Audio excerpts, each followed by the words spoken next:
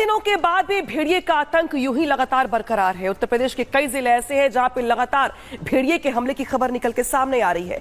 हालांकि 5 भेड़िए पुलिस यहां पे पकड़ चुकी, प्रशासन की टीम यहां पे पकड़ चुकी है, लेकिन छठा लंगड़ा सरदार अभी भी फरार घूम रहा है। और बीती रात यहां पे एक बुजुर्ग महिला पर हमला भी किया गया, जिसके बाद महिला गंभीर स्थिति में अस्पताल में भर्ती करवाई गई है। क्या है पूरी खबर, दिखाते रिपोर्ट।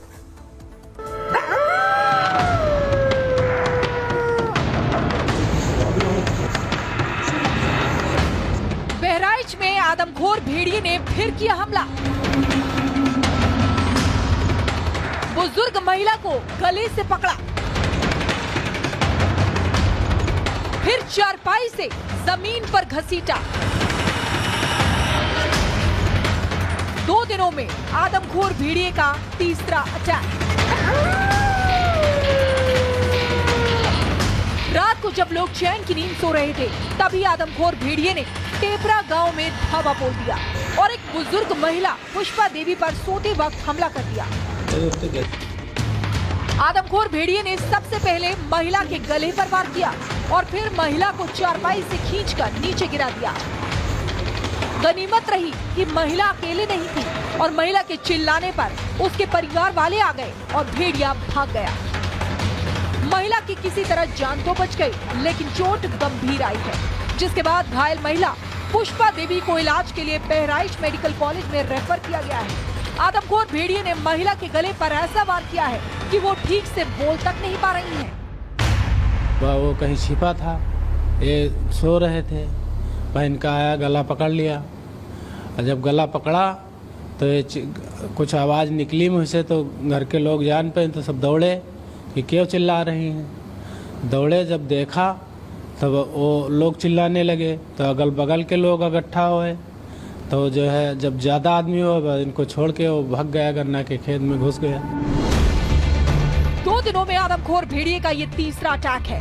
मंगलवार रात को भेड़िए ने अलग अलग गाँव में हमला करके 2 बच्चियों को घायल कर दिया था और अब महिला को अपना शिकार बनाया है।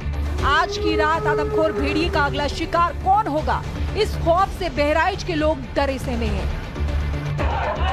आदमखोर भेड़ियों की ये दहशत सिर्फ बहराइच तक नहीं है, बल्कि सीतापुर में तो भेड़िए और आदमखोर बाघ के आतंक से बचने के लिए गणेश भगवान की पूजा की गई। महमूदाबाद क्षेत्र के नई बाजार में स्थित एक गणेश पंडाल में एक बैनर तक लगाया गया और जंगली जानवरों के आतंक से मुक्ति दिलाने के लिए बप्पा के नाम पर हवन पूजन किया गया। भक्तों ने मिलकर विघ्नहर्ता गणेश भगवान से प्रार्थना की है कि वो इन आदमखोर भेड़ियों और बाघ से लोगों को जल्द मुक्ति दिलाए। भेड़िए हैं आज के उत्तर प्रदेश में, बच्चों पर, बड़े बुजुर्गों पर हमला कर रहे हैं। ये हमला न कर पाए, इसीलिए भगवान से प्रार्थना कर रहे हैं कि इन आदमखोर भेड़ियों से हमें मुक्ति दिलाएं।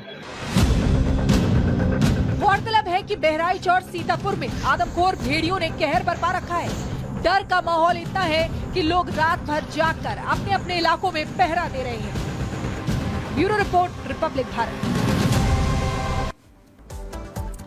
5 भेड़ियों को पकड़ा जा चुका है। छठे भेड़ियों को पकड़ने के लिए मशक्कत लगातार जारी है, लेकिन सफलता अभी तक हाथ नहीं लग पाई है। वन विभाग की टीम मौके पर है, ड्रोन से नजर रखी जा रही है कि किसी तरीके से भेड़ियों के सरदार को पकड़ा जा सके और गांव के लोग राहत की सांस ले सकें। और ये 3 तस्वीरें इस वक्त आपको दिखा रहे हैं कि किस तरह से एक बार फिर इस भेड़िए ने हमला किया है अलग अलग जगहों पर। बहराइच में तो लगातार हमले भेड़िए के जारी है ही, लेकिन सीतापुर में भी अब हमले रुकने का नाम नहीं ले रहे हैं।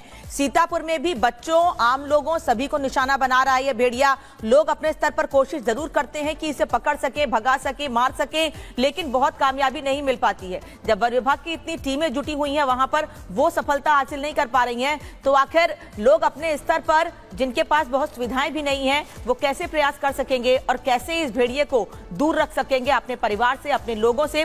ये आप इन तस्वीरों को देखकर समझ सकते हैं, क्योंकि ऐसी तस्वीरें सीतापुर में, बहराइच में अलग अलग जगहों पर सामने आ रही हैं। बहराइच में एक ही भेड़िए को पकड़ा जाना है, लेकिन उसके बाद भी अभी तक सफलता नहीं लग पाई है और हमले भी लगातार इसके बढ़ते जा रहे हैं।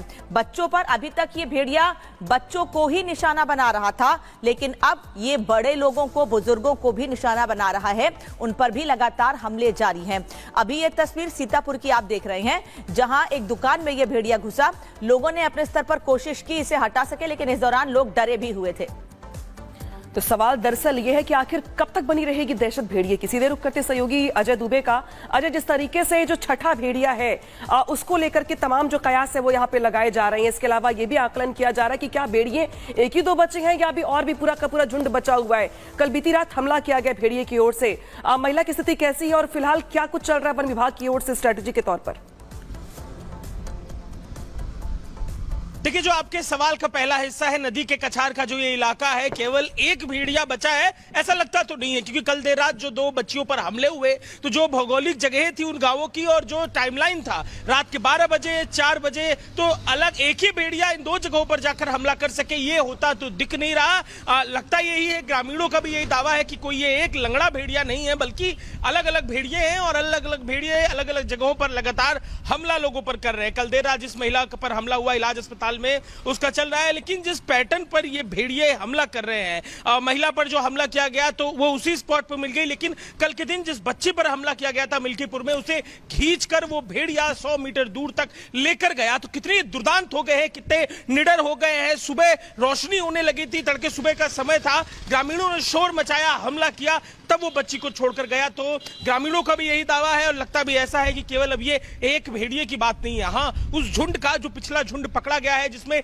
5 भेड़िए पकड़े गए, उस झुंड का एक भेड़िया बचा होगा, लेकिन केवल ये एक भेड़िया नहीं बल्कि अलग अलग भेड़िए ग्रामीणों की तरफ से ये दावा किया जा रहा है। तो सवाल दरअसल बना हुआ है यहाँ पर जिस तरीके से अनामिका कि आखिर कितने भेड़िए बचे हुए हैं। अजय, अब तो सीतापुर में भी हमले लगातार बढ़ते जा रहे हैं। बहराइच में सफलता के थोड़े सी दूर है वन विभाग की टीम, केवल एक भेड़िए को पकड़ना है, लेकिन अब सीतापुर में नया चैलेंज सामने आ रहा है। बिल्कुल, जितने भी नदी तराई के ये इलाके हैं और आसपास जितने भी वन क्षेत्र के इलाके हैं, नेपाल की सीमाओं के नजदीक के इलाके हैं, उन इलाकों में खास तौर पर ये एकाएक पैटर्न देखने को मिला है कि जो जंगली जानवर हैं वो रिहायशी बस्तियों की तरफ बढ़ रहे हैं, लोगों पर हमला कर रहे हैं। ये एक पैटर्न देखने को मिला है जिसकी जांच खुद भी यहाँ जो है वन विभाग के लोग कर रहे हैं कि ये क्या ऐसा हुआ है, क्या इसके पीछे जो ये मानसून सीजन है, मानसून सीजन के चलते हुए जंगलों में भरा पानी है या इसके अलावा कोई दूसरे कारण है। तो ये पैटर्न निकल कर आया है कि जो वन क्षेत्र के जानवर है निकलकर लोगों पर हमला करने लगे हैं और ये जितना भी तराई का इलाका है, खासतौर पर इस हिस्से में ये पूरा जो घटनाक्रम है देखने को मिल रहा है। तो अजय बता रहे हैं वहां पर कि किस तरह से प्रयास लगातार किए जा रहे हैं, लेकिन अजय लोग कहीं ना कहीं नाराजगी इसको लेकर भी जाहिर कर रहे हैं कि करीब करीब कुछ दिनों में 2 महीने का वक्त होने वाला है, लेकिन उसके बाद भी 2 महीने का वक्त करीब करीब बीत जाने के बाद भी वन विभाग की टीम उस लेवल पर नहीं पहुंच पाई जो दावे किए जाते हैं कि हम जल्दी से भेड़िए को पकड़ लेंगे। और प्रयास किए जा रहे हैं, ड्रोन कैमरे इस्तेमाल किए जा रहे हैं, अधिकारी भी मीडिया से बात करके यही दावे कर रहे हैं। नाराजगी है गांव के लोगों में,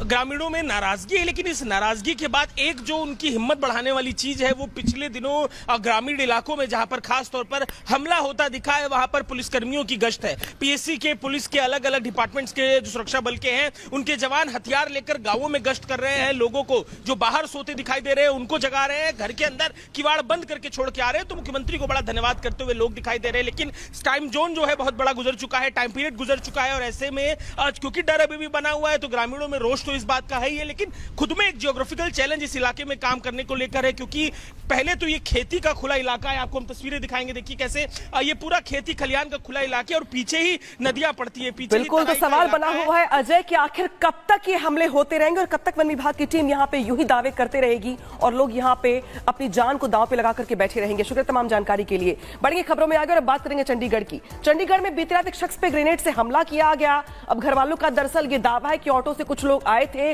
जिन्होंने शख्स पर हमला किया, इसके बाद वहां से फरार हो गए। हालांकि जो खुफिया विभाग है, जो एजेंसियां हैं, जो जांच की टीम है, वो लगातार पूरे इलाके की जांच कर रही है। घर की भी जांच की जा रही है कि आखिर ग्रेनेड से हमला कैसे किया गया, क्यों किया गया, ग्रेनेड कहां से आया और जो संदिग्ध लोग आए हुए थे आखिर वो लोग कौन थे। छोटा धमाका तो है ये, लेकिन ऐसा लगता है कि जैसे साजिश बहुत बड़ी है और